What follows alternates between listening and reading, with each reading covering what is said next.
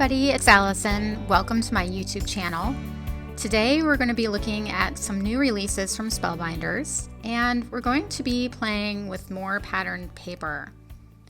From some of the feedback I get on my videos, it seems like people enjoy seeing ways to use their patterned paper. So here are the two cards that we will be making. I know they're very different looking, but they all use products from the same collections. We're going to start off with the Woodland Tales collection. And again, these just came out from Spellbinders. This is the 6x6 paper pack. And I'm going to show you, this is not double-sided paper, so you're not forced to choose which design to use. There are two pieces of each design in here. And so this piece right here is my favorite, and I will be using that on my second card today. And just wanted to show you the rest. Now there are 4 different foiled designs in this pack. That black and gold one was one of them. This is another one. And that's another one of the foiled ones. Now this is amazing. This is the foiled acetate and vellum pack. These are all 8.5 by 11 sheets. And you can see these are translucent. And look at how gorgeous. So I just have a white piece of paper in back to show you what these designs look like. And here are some mushrooms, again, translucent. These are the vellum pieces. And wait until you see this piece. So beautiful. So this is very similar to the piece in that paper pack. It's a little bit more vivid, maybe like a lot more oranges and reds. But I want to show you how different this looks depending on what you put in back of it. So I just grabbed some pieces of colored cardstock, and look how different that looks when you put blue behind it. It gets a little moodier. And then putting yellow or orange behind it just really warms it up. So I love how versatile these translucent vellum papers are. And then just putting it on craft kind of tones it down, but it's just so gorgeous. I really don't want to use this piece. I just want to have it forever. All right, now these are the acetate sheets, and they're foiled with gold foil. So here's the first piece. Really beautiful. And this next piece we're going to be using on the first card today. It has scripty writing on it that's not quite legible. Very similar to the kind of script cling stamps that you'll see. And then this last one, these are, I'm going to call them birch trees. And again, this is all gold foiled. So again, I'm just going to show you, if you put it on a piece of colored cardstock, all the possibilities that there are. So this is one of my favorite products from the collection. All right, here is the first card that we will be making. And to start off, I have a piece of fruit punch cardstock from Spellbinders, and I have Festive Berries Distress Oxide. And I'm just going to do some random blending. I am not going for a nice blend. I just want, splotches of red on this paper. So just willy-nilly adding some ink to this paper. Now this is A2 sized right now. This is the Amaryllis Garden 3D embossing folder. This is part of the Amaryllis Christmas collection from Yana Smakula. Again, just released. And I ran it through my die cutting machine, and voila, look at how gorgeous. Now what I'm going to do is I'm going to take the same color distress ink. I have my little cube of the Festive Berries, and I am just going to hit those raised edges of this embossed panel. Now you could also take a brayer and, a full-size ink pad to apply the ink. It also looks really pretty if you took white pigment ink. Now the color is quite saturated in some spots, so I'm just coming in with my towel and rubbing it a little bit, which is just toning down those darker areas. So this is all just really easy. Nothing has to be perfect. Now I'm coming in with Worn Lipstick Distress ink. This is more similar to the fruit punch color that the cardstock started off as. It's maybe slightly darker, but I'm just trying to add kind of a second tone in there that's not too dark. And again, just lightly hitting those raised embossed areas. All right, now here's that piece of acetate with the scripty writing, and we're going to overlay this on top of the embossed panel. Now I've trimmed it down so that you'll see a nice margin of that green card base, and I trimmed the acetate sheet to the same size as the embossed panel. Now I'm freezing it here for a second because I need to apologize for the following footage. For whatever reason, the footage is all blurry. I have no idea how that happened. Hopefully it will never happen again, but I do want to apologize. I did my best to improve the focus on certain areas, but it's not pretty. All right, so I have both pieces lined up together, and I have this gold ribbon from my stash. I'm going to line the ribbon up so that it's centered at the top. Now I'm going to pause things again because I wanted to mention that I learned how to do this from seeing Nicole Sporer make some similar cards with an acetate overlay. So a big thank you to Nicole. All right, now I'm coming in with my tiny attacher from Tim Holtz. This is basically just a small stapler that has very small staples in it. And I'm going to staple the ribbon through both panels. Really easy. And then I'm just going to take the two ends of the ribbon and tie a simple knot. Now the stapler is great because the staple's so small, you don't see the staples on the other sides of the knot. Now here's another trick I learned. I just fold the ribbon in half, cut it at an angle, and it leaves kind of this little flag shape at the end. I'm going to call it a flag shape at the end of the ribbon. And again, I learned that from Nicole.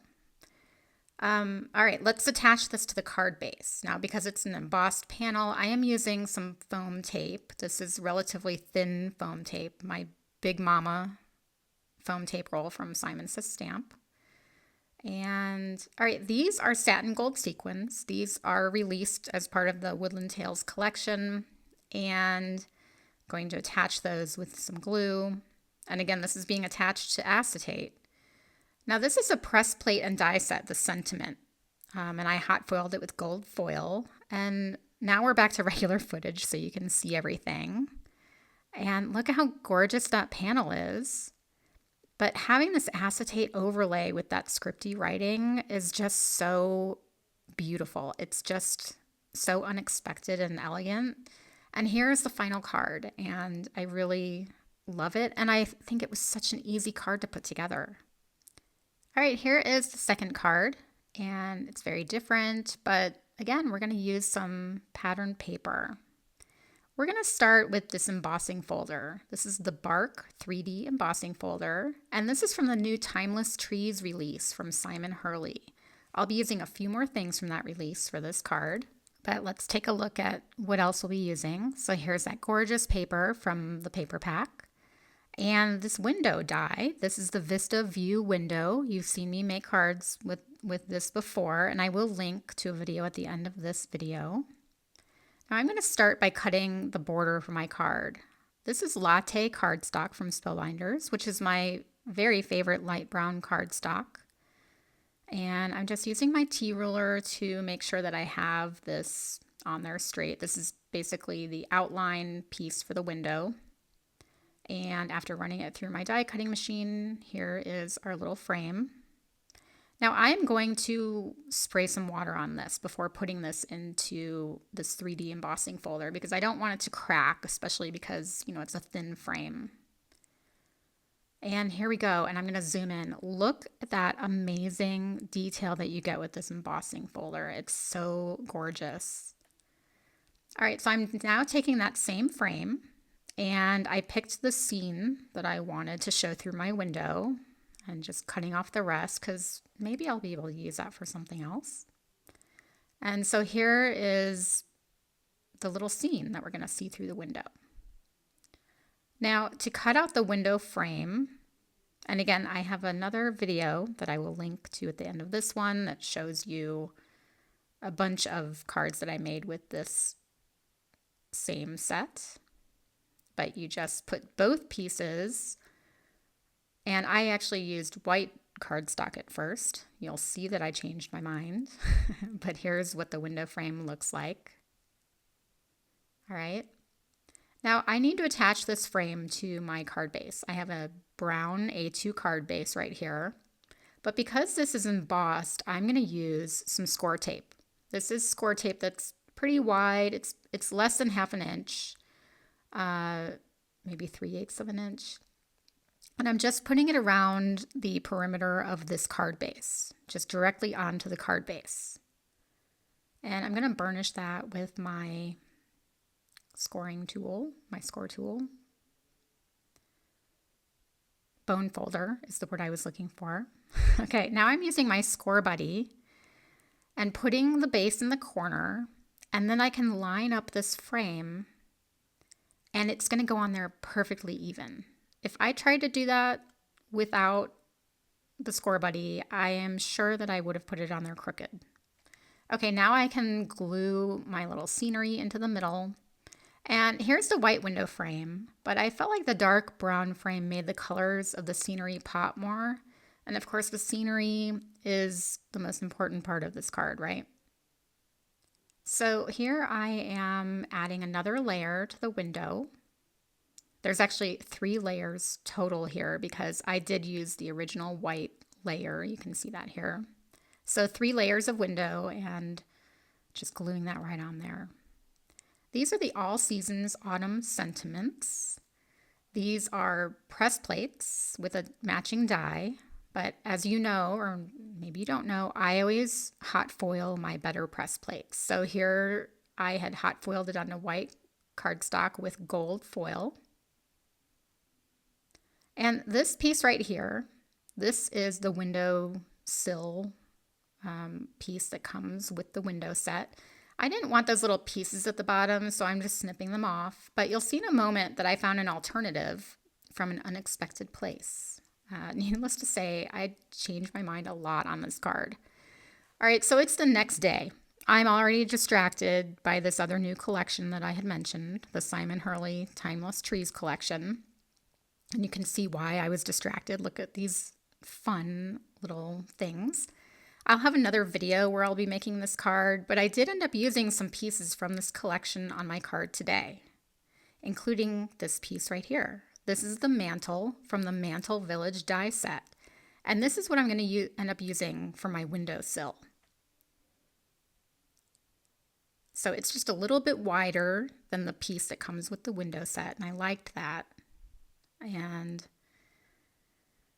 so here's another die. This is from the Mantel Decorations die set, and it cuts garland. Now I cut my garland from this beautiful yellow, and here's what it looks like if you put it on a mantle, but I'm going to put it at the top of my window.